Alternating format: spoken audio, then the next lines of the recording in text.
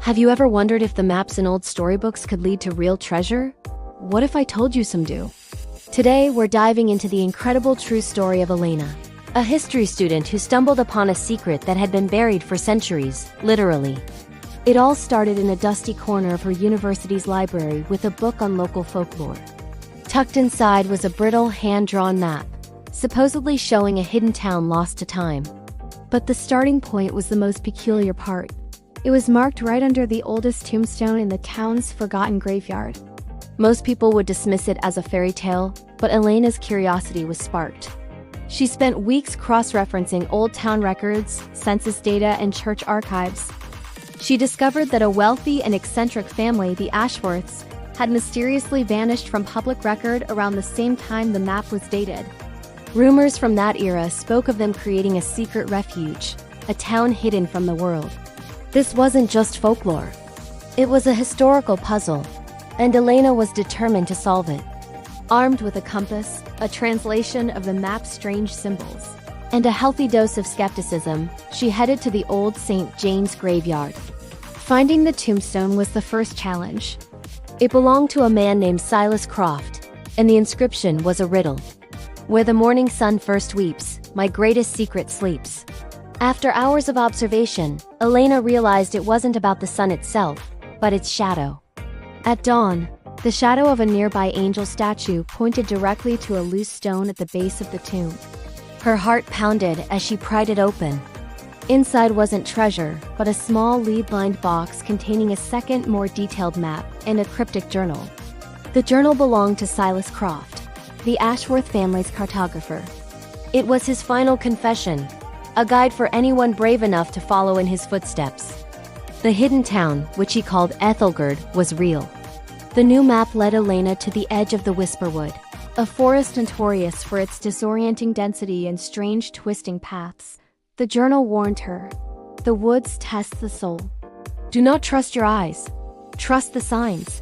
The first challenge was a series of ancient, moss-covered stones carved with animal symbols. The journal instructed her to follow the path of the raven, then the wolf, then the stag. It was a test of observation and knowledge of ancient symbolism.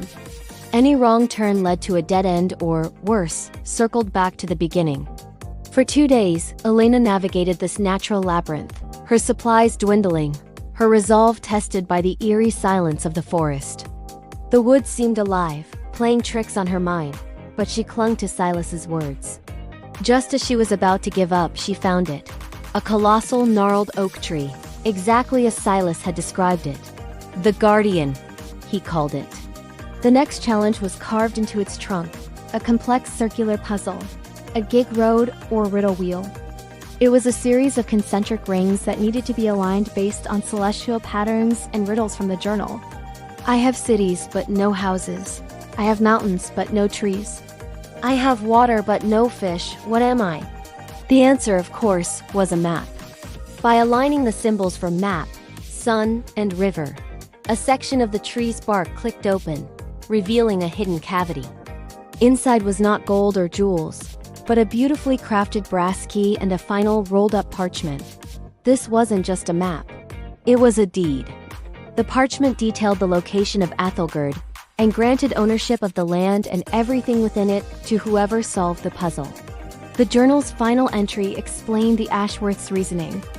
They feared a coming war and created Ethelgerd not to hoard wealth, but to preserve knowledge, art, literature, and scientific discoveries.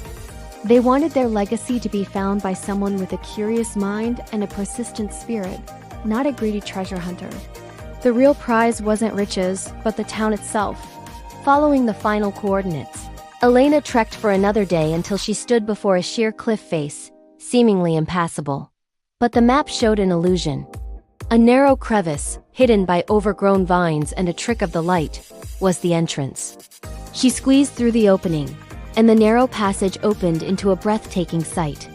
Nestled in a hidden valley, untouched by time, was Ethelgerd. Stone cottages with thatched roofs were perfectly preserved. A library stood in the center, its doors ajar. A water wheel sat motionless by a crystal-clear stream. It was a ghost town, but a peaceful one. The air was still, and it felt like stepping into another century. Elena had found it. The town was a time capsule.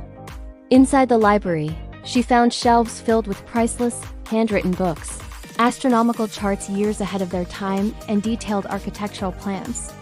The Ashworths had successfully created their sanctuary of knowledge. Elena spent weeks documenting everything, carefully preserving the delicate artifacts.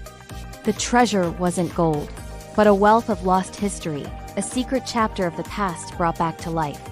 She realized the journey itself, the puzzles, the forest, the intellectual challenge, was designed to filter out those who weren't worthy.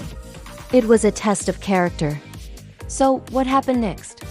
Elena reported her find to the Historical Society, and Ethogerd is now a protected World Heritage Site, studied by scholars from all over the globe.